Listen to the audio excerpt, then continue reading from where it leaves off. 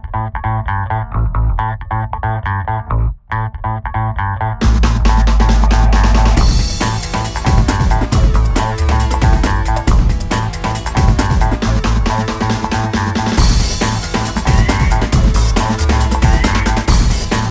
you smell it? Oh, it reminds me of a holiday I was once on in Egypt.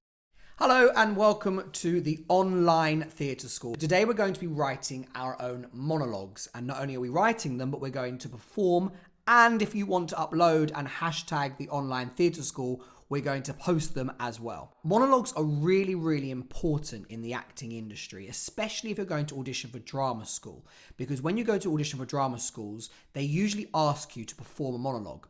Now, the only difference is they will actually ask you to find a pre-written monologue to perform, whereas today we're going to write our own. Why? Because it's quite fun, it's creative, and I don't think it'd be much of an online theatre school lesson if I just said to you, off you go and find a monologue. The first thing I want you to do is I want you to think of a character.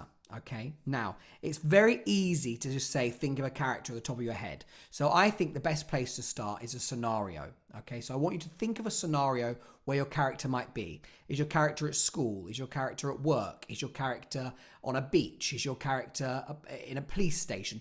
Think about where your character is, and what that might start to do is might start to give you some ideas. Now, normally what we would do is we'd spend a long time, maybe an hour, 2 hours, just thinking about how we can think of a character and develop it. Now, thinking about where your character might be, I want you to give your character a name, and I want you to give your character an age. Don't think too much about this, but just start to get a picture and an image of what your character might look like, or certainly their age and name. A monologue is a performance of just you on your own. Now, I want you to bear this in mind when we come to the next stage, because actually this is going to be quite different, because you're not having a conversation with somebody, you're almost having an inner conversation with yourself, or it could be to an audience. Okay, we'll make that decision in a bit when we come to structure. Right now, you should now have written on your piece of paper a place or scenario, so where they are, a location. You should have a name, and you should have the age of your character. What is the purpose of the character speaking? Is the purpose of this character because they're in a really happy place right now and they want to share their inner thoughts about their happiness? You know, I've never felt so good. I'm feeling amazing. This is the best day of my life. I never thought my life would be like this. Or is it the complete opposite? Is your character feeling really down?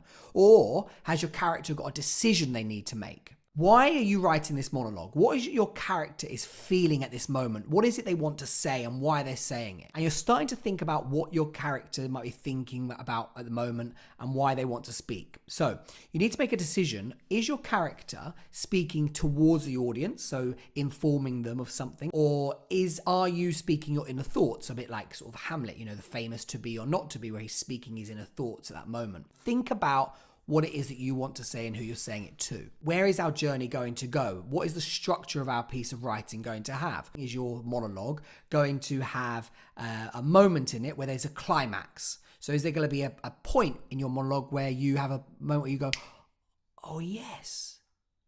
Or a decision, you come to a decision. Yeah, maybe I should. Or maybe there's a moment where you regret something. I shouldn't have done that.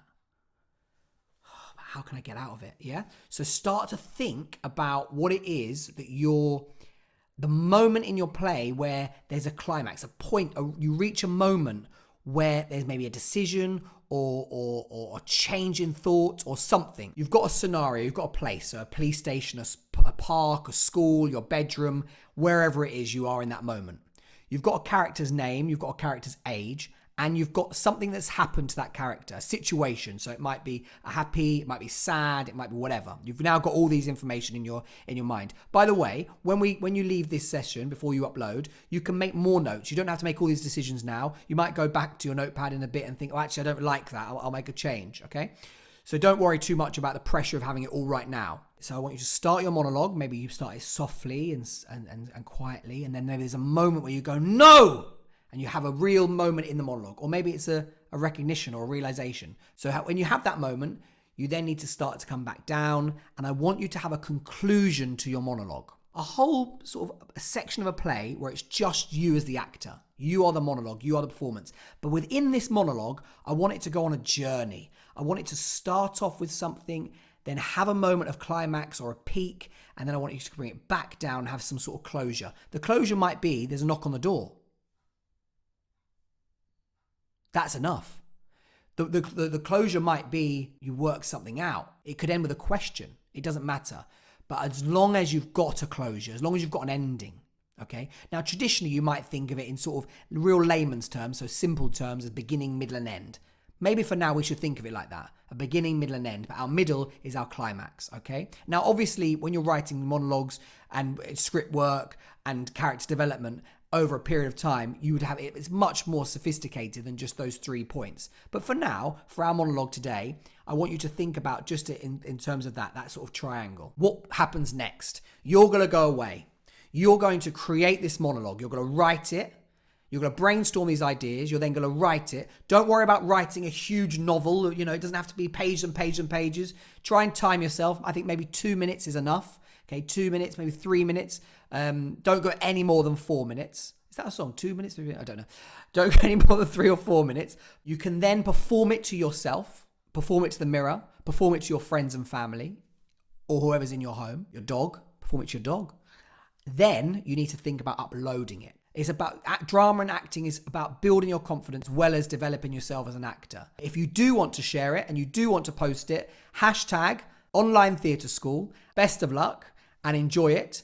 Please make sure you subscribe because we've got lots of other lessons as well as interviews with working industry professionals right now on tips of how to get into the industry, but also the highs and lows of working in the creative industry.